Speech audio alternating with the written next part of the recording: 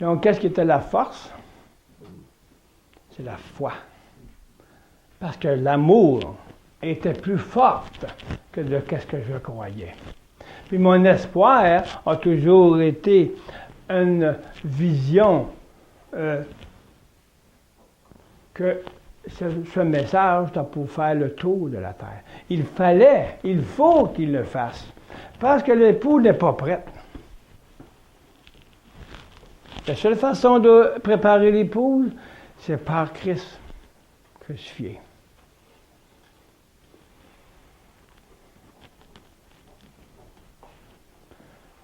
Si je n'étais pas des nations, j'étais dans la maison de Dieu à moi-même.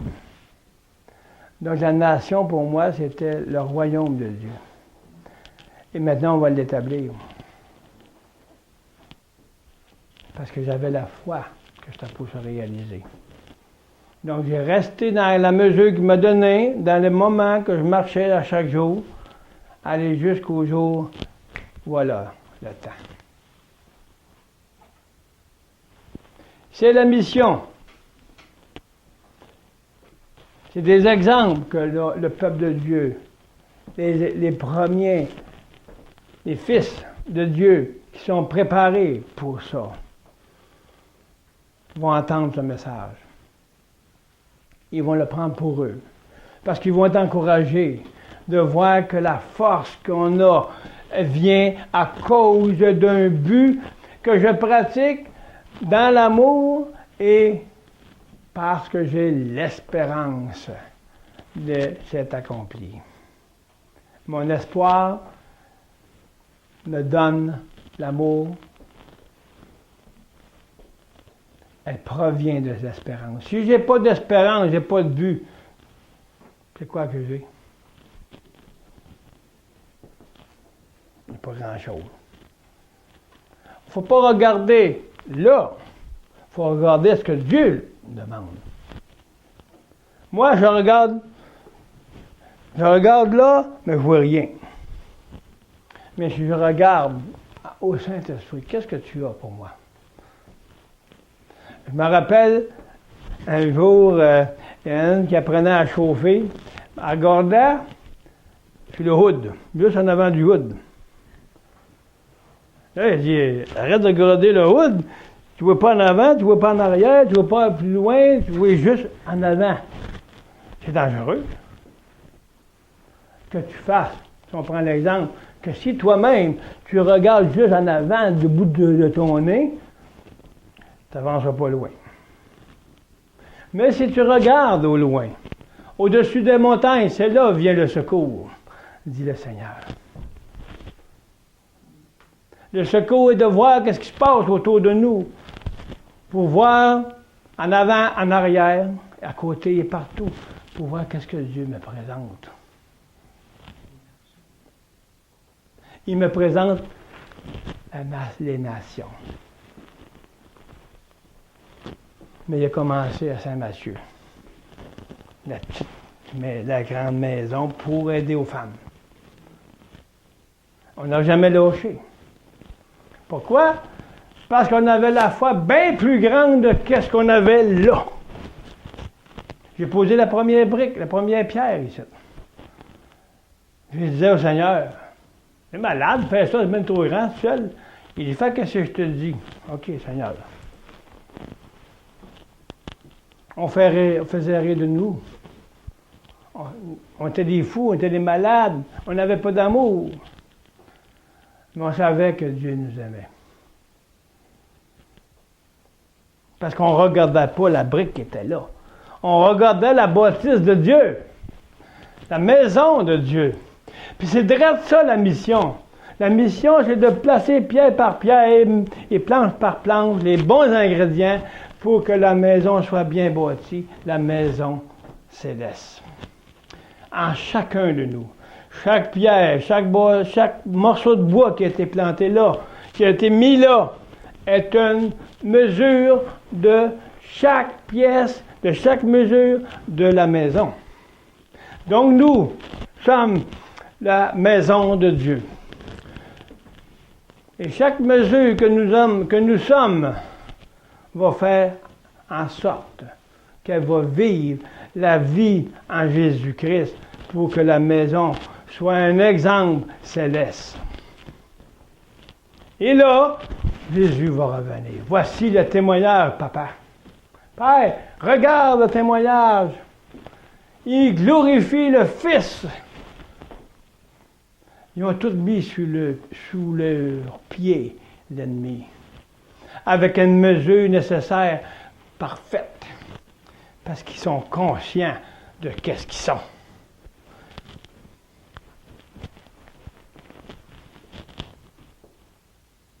Chaque brique vivante est une pierre vivante. Chaque clou, chaque pièce, chaque morceau, chaque main qui a été mise de fer.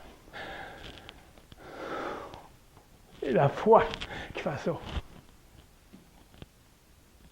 C'est l'amour pour le Seigneur. C'est la mission qui a fait en sorte mon espoir. Parce que j'aimais Dieu. J'aimais celui qui m'a donné ma vie nouvelle. J'avais l'amour, j'ai l'amour pour lui. Parce qu'il m'a fait aimer les autres. Parce que lui seul peut aimer comme j'aime là, comme je peux aimer. Puis j'ai juste une petite mesure. Imaginez-vous comment est-ce que lui nous aime.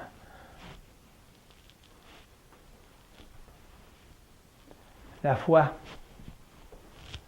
c'est de pratiquer. Qu'est-ce que je crois? Donc, nous croyons, homme de Dieu. Nous croyons que la mission est l'œuvre de Dieu pour bâtir la maison qu'il nous a mis dans les mains. C'est notre responsabilité maintenant de préparer et construire cette maison, qu'elle est déjà construite. Parce que tout est accompli. En pratiquant ensemble, homme de Dieu, nous allons démontrer la toute-puissance de Dieu, le rassemblement, pour l'unir dans un esprit conscient que Jésus est le roi des rois de leur cœur. Beaucoup attendent ça. Beaucoup ont attendu, mais beaucoup vont connaître maintenant et vivre ce qu'ils ont connu. Merci encore pour tous ces hommes que Dieu a envoyés dans travers le monde pour préparer ce temps ici, ce temps-là qui est venu maintenant. Il y a eu des épreuves, il y a eu des morts, des guerres de l'âme aussi. Des épreuves qui nous ont détruites parce que on manquait de connaissances. On manquait de force pour passer par-dessus l'épreuve. Parce que le joug du Seigneur nous dit, mon joug est doux. Mais quand on ne sait pas comment agir, on vient des fardeaux. Donc on n'est même plus capable de bouger, on est en prison. On n'a plus de foi parce qu'on ne pratique plus, on est inerte. Ah, je crois que le Seigneur va le faire. Je crois que le Seigneur va le faire. Mais il te dit, lève-toi et marche.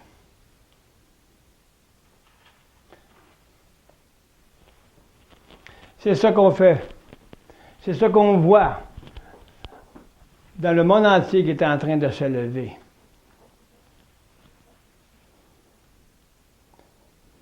Nous avons déjà la victoire. Le prophète dit, aujourd'hui, il dit, les géants sont tombés pour vous. Ah, Madame Couture?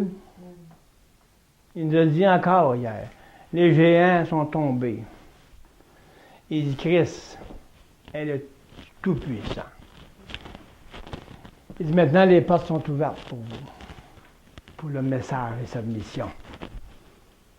qui avait vu là des années, qui aurait un couple, un papa et une maman, qui arriverait là, puis qui ferait en sorte d'amener un message de liberté. C'est quelque chose, hein? C'est confirmé.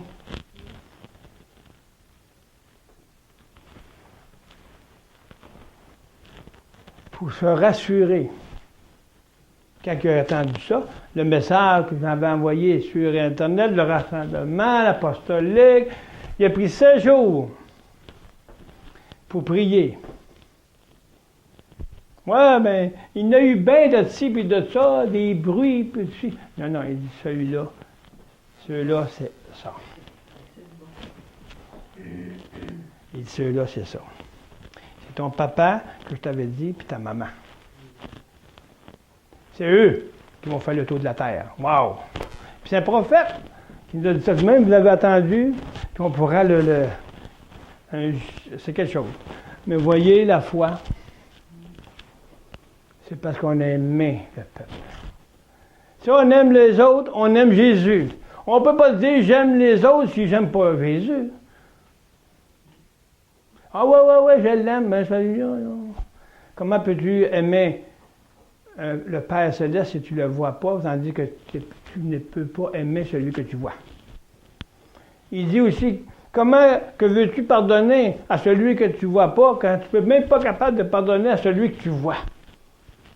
Qu'il soit là, dans le monde, qu'il soit n'importe où, les autres.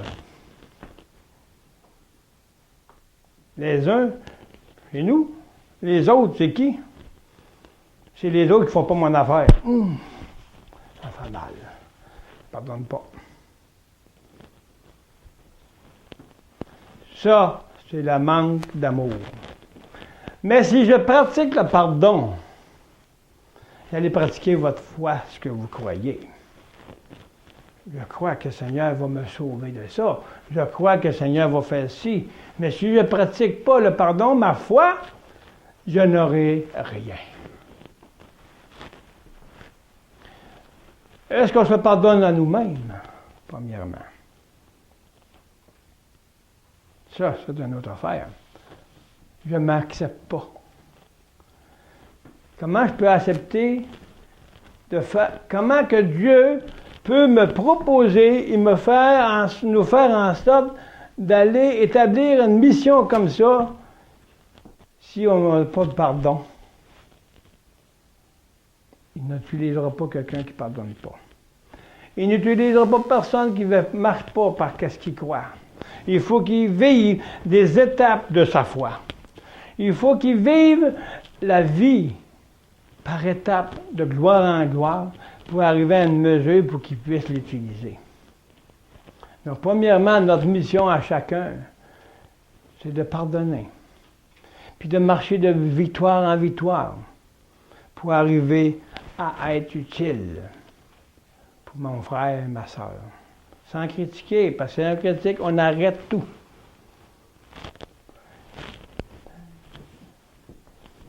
Ceux qui sont là, qui sont hommes de Dieu et femmes de Dieu qui sont préparés pour cette mission. Il faut voir que moi je suis ici, et eux sont en Afrique et d'autres pays. Il faut que le Saint-Esprit agisse. Qui ça, ce gars-là? Qui ça? Il ne connaît pas, lui. Mais le Saint-Esprit, il connaît. Parce qu'il a le même esprit qu'eux. C'est comme ça que le Saint-Esprit a ouvert les yeux à ceux qui l'attendaient. C'est la même chose à ceux qui l'attendent, sa venue. Mais ceux qui attendaient cette mission qui est là, ils se sont levés debout, ils ont dit « Yes, sir! C'est la victoire! C'est l'épouse! Il faut préparer l'épouse! » Mais est-ce qu'on va attendre ceux qui se lèvent là parce qu'ils l'attendaient? Ils l'attendaient, cette mission-là. Mais ceux qui ne l'attendent pas n'ont rien vu encore. C'est la même chose pour la venue de notre Seigneur. C'est bien marqué dans la parole pour ceux qui l'attendent. Ceux qui l'attendent vont entendre sa voix. Ils vont entendre le cri de dernier son. Parce qu'ils l'attendent. C'est pour ça que le son de la trompette qui a sonné là-bas était enseignement, était instruction, rétablir, restaurer. Mission apostolique. Selon Christ en nous. Ils l'attendaient. Ils l'ont entendu. Si on n'attend pas quelque chose, on ne l'attend pas, on ne s'en occupe pas. On n'attendra pas la voix vient. Mais eux et d'autres, dans d'autres nations, ils l'attendaient, ce message-là. Ils attendaient ce message-là. Donc, ils l'ont reçu et ils ont dit, viens. Qu'est-ce qui va arriver? Bien, que le Seigneur revienne, son épouse, ça va être la même chose. Ils l'attendent la venue. Donc, ils se sont préparés. Donc, eux aussi se sont préparés pour attendre la mission. Voilà la mission du Seigneur dernière, quand il dira, venez mon peuple, entrez. Est-ce que je l'attends? Est-ce que je suis préparé à entendre? Ou que je m'attends tout le temps à rester sur mon siège, faire qu'est-ce que je veux, moi? Oui, j'attends à me préparer. Si je me prépare à marcher dans la nouvelle vie, à me perdre pas mon temps avec mon ancienne vie, on va être prêt. Puis quand le Seigneur va venir, il va dire, rentre mon épouse, tu vas savoir que tu es une épouse, parce que tu l'attends. Voilà qui est la vision. Mais elle est très grande. Beaucoup d'enseignements qu'il faut qu'il soit. Pour que le Saint-Esprit donne sa force. La force de pratiquer ce que je crois. Je ne peux pas pratiquer si je n'ai pas de force. Mais si j'ai la force du Saint-Esprit. Parce que mon désir dans mon cœur, c'est de l'attendre pour être prêt. Je vais donner ma vie. Je vais donner tout ce que j'ai pour être prêt ou prêt. C'est la mission. C'est la même chose de chacun de nous pour attendre la voix. Alléluia.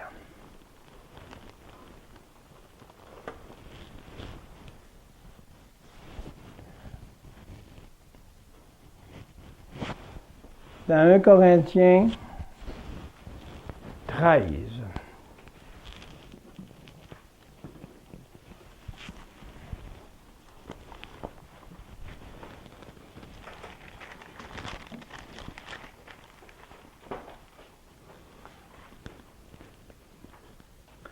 OK, avant, on va aller dans 1 Timothée 1:3.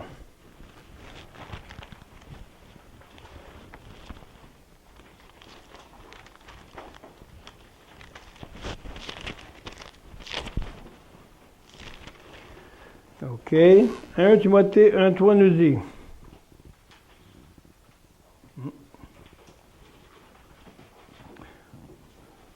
Je te rappelle à l'exhortation. C'est qu'est-ce qu'il dit à nous, là? Il parle à Timothée, à nous, hommes de Dieu, à nous qui sommes responsables. Je te rappelle l'exhortation que je t'adresse à mon départ pour la Macédoine. Lorsque je t'engageais à rester à Éphèse, afin de recommander à certaines personnes de ne pas enseigner d'autres doctrines.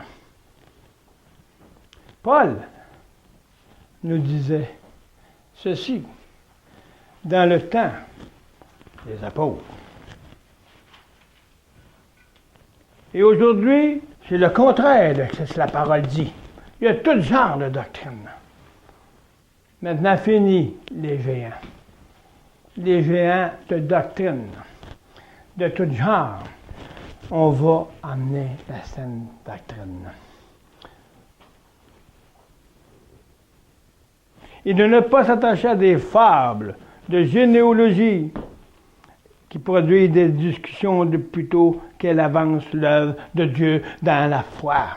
Dans la foi, de pratiquer toutes sortes de fables ou de doctrines d'hommes qui empêchent la pratique véritable de la foi de Dieu.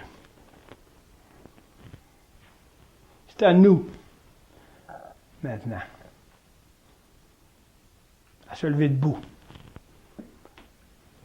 et pas s'attacher à des fables ou à d'autres doctrines qui ne sont pas de Christ crucifié. La seule doctrine qui peut nous conduire dans la doctrine, ce n'est plus moi qui vis, mais c'est Christ qui est la doctrine en nous. Si on n'a pas ça, on s'écarte, parce qu'on ne peut pas avoir la même pensée.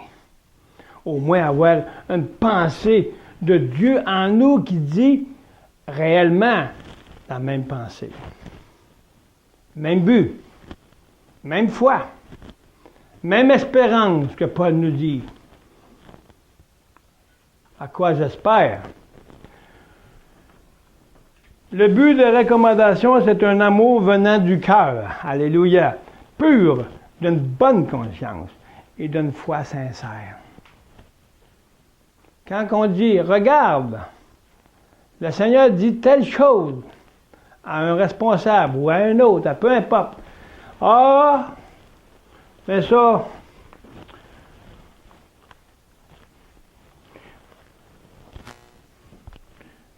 ben ça, ouais, mais là, c'était pour de ce temps-là, là. Ça a changé à cette heure, le monde est moderne. On change de doctrine, on change de toutes sortes d'affaires pour soulager la conscience. Ben là, c'est pas pour nous autres, ça. On ne sait pas ici au Canada, ça c'est ailleurs, ça. Est-ce que ta conscience est ailleurs? Est-ce que tu es sincère avec ta foi? C'est pas ailleurs, c'est en toi.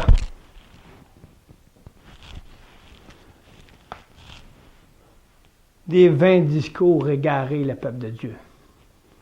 Il nous dit quelques-uns s'étant détournés de ces choses, se sont égarés dans de vains discours.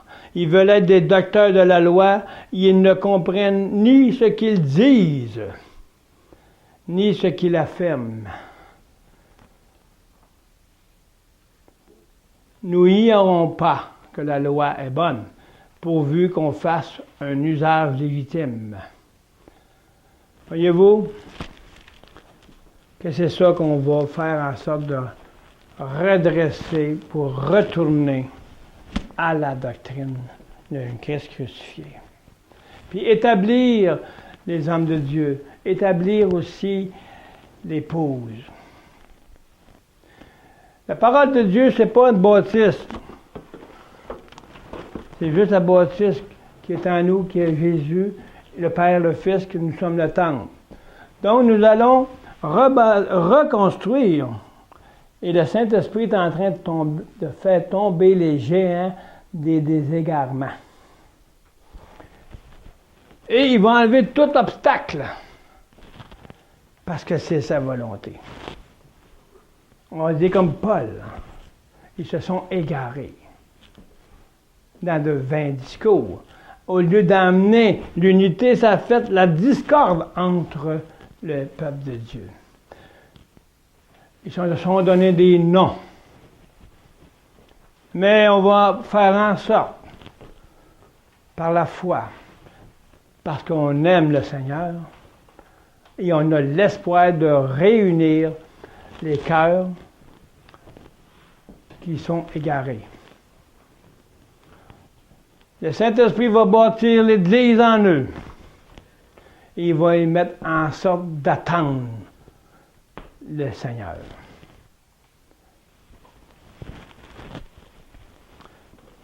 Dans 1 Timothée 1:3. C'est 1 Timothée. Ah, j'étais dans 2. Ah non, c'est ça.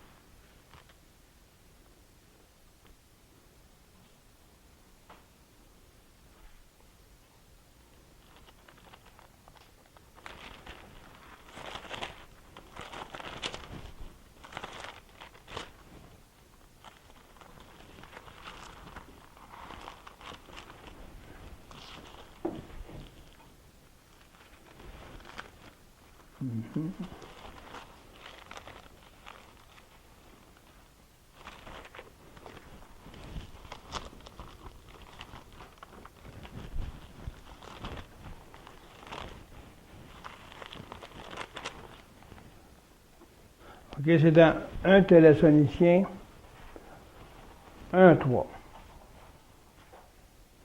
Nous rendons continuellement grâce à Dieu pour vous, faisant mention de vous dans nos prières.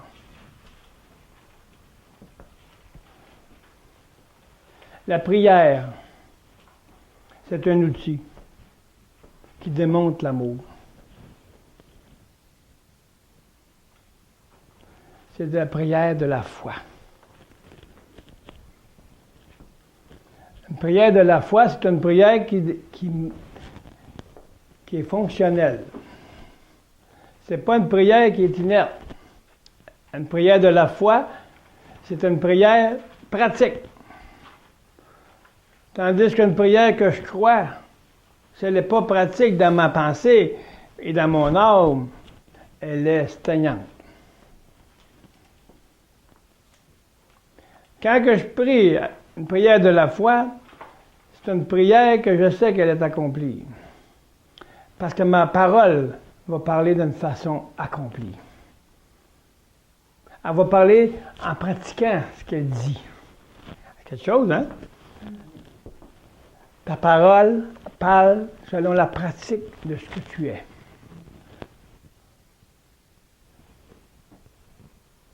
C'est pour ça que l'Esprit de Dieu, quand ce message a été lancé,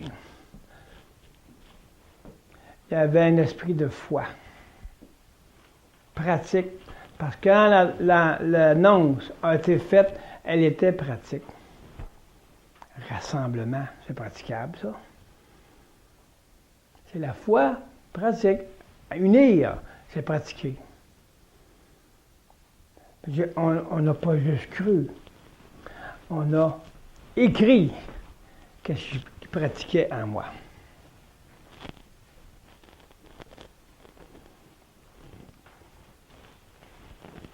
Nous rappelant sans cesse l'œuvre de votre foi. Voyez-vous, l'œuvre de votre foi, c'est l'œuvre pratique. Qu'est-ce qu'il voit, Paul, là? Il voit le travail. S'il serait tout assis, là, puis il ne ferait rien, il ne verra pas l'œuvre de la foi. Il voit l'œuvre de la foi qui se passe dans leur cœur. Il voit l'œuvre pratique qui pratique pour démontrer l'œuvre qui va avec la foi de Christ en eux. Ils témoignent ce qu'ils disent. Fait que Paul dit, nous rappelant sans cesse l'œuvre de votre foi, le travail de votre amour. Wow! Hey. Le travail de votre amour. La foi fait pratiquer l'amour. La foi, l'amour. Si tu n'as pas de foi, il y a un manque d'amour envers ton Seigneur. Si tu pratiques l'amour, si tu aimes ton Seigneur, tu vas pratiquer l'œuvre de la croix.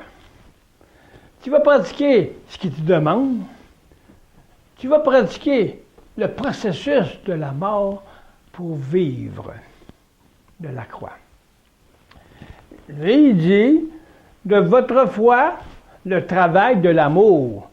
Le travail de votre amour que vous avez pour le Seigneur et pour les autres. Donc, c'est une foi qui va avec les œuvres. L'œuvre sans la foi vaut rien. Et la foi sans les œuvres vaut rien. Mais Paul, il parle de la foi, les œuvres de l'amour. De l'amour pratiqué envers le Seigneur et envers les autres. Parce que l'amour, si tu la pratiques envers le Seigneur, tu vas la pratiquer envers les autres parce que le Seigneur est en eux. Wow! On a-tu pensé à ça? Jésus est en nous. Peu importe la mesure qu'il y a, tu respectes le Seigneur.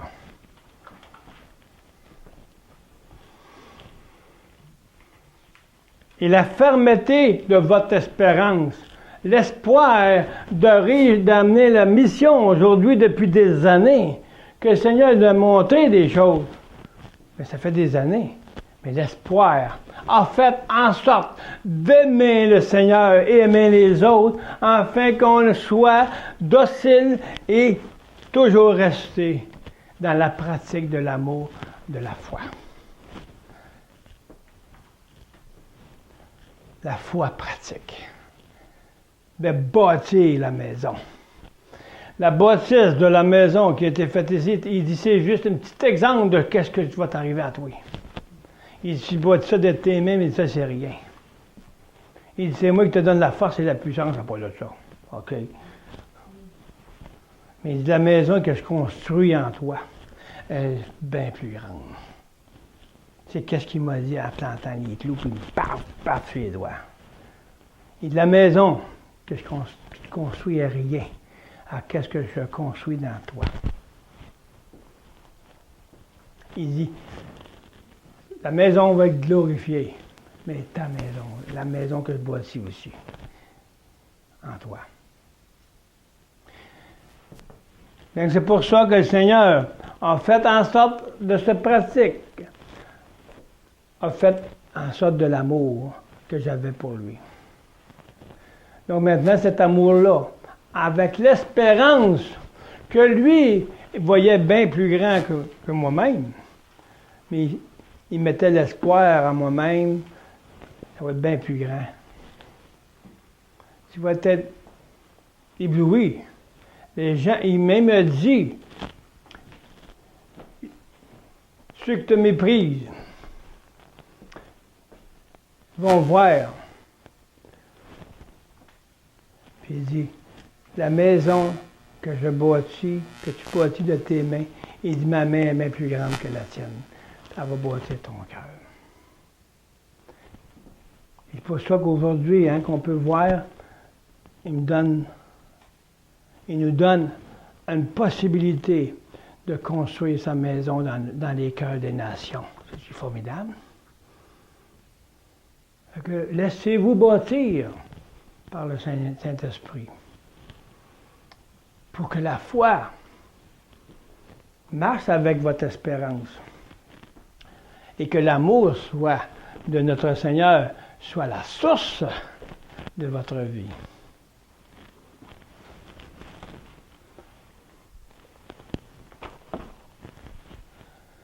L'amour qui a un but, l'espérance. Parce que l'espérance de quoi va te donner en sorte de faire en sorte de te donner, va faire en sorte de te préparer, de faire envers qui tu aimes ses désirs. Nous, épouses, on a le désir d'avoir l'amour, de servir Jésus. C'est cet amour-là qui nous pousse à faire les choses, qui est supposé, au moins. Parce que notre but, c'est de devenir semblable à lui. Notre but, c'est d'être libéré. Notre espérance, c'est d'être en paix. Est-ce que je marche en conséquence? Est-ce que j'aime mon Seigneur pour faire en sorte de marcher par la foi pratique de ce que je crois, qui m'a dit, je suis l'amour. Donc la mission, si on regarde sur le plan missionnaire, sur sur le mouvement apostolique, c'est comme ça que ça marche. On a un amour du Seigneur pour pratiquer la mission, pour l'accomplir jusqu'à la venue du Seigneur, pour l'attendre. Qu'est-ce qui nous fait entendre notre mari? C'est l'amour. S'il veut le recevoir, il va pratiquer ce qu'il me demande. Parce que je l'aime. Mon but, c'est d'espérer qu'ils m'acceptent, mais qu'ils viennent. Puis être sûr d'attendre. Rendre fidèle serviteur. Mais encore, on sait que Dieu ne nous laissera pas. On sait que tout est accompli. Mais qu'est-ce qu'il veut démontrer dans tout ça? S'il aurait voulu, nous aurait enlevé tout de suite. Mais il veut démontrer aux autres qui il est, Jésus, qui est l'amour lui-même. C'est pour ça qu'il nous a laissés là. Il dit dans Jean 17, il dit, j'aurais pu toutes les, autrement dit, j'aurais pu toutes les enlever, les amener. Mais il dit, ils sont restés ici pour qu'ils témoignent que je suis venu. Qu'est-ce qu'on témoigne aujourd'hui? Jésus, le Père et le Fils sont unis. Nous autres, on a la misère à s'unir nous-mêmes, tu sais. S'unir nous-mêmes dans notre âme, dans notre esprit, dans notre pensée, intelligence. Qu'est-ce qu'on donne aux autres?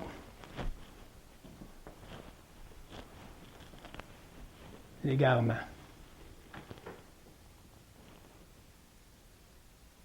L'amour de soi fait en sorte de se perdre. Mais l'amour du Seigneur fait se retrouver.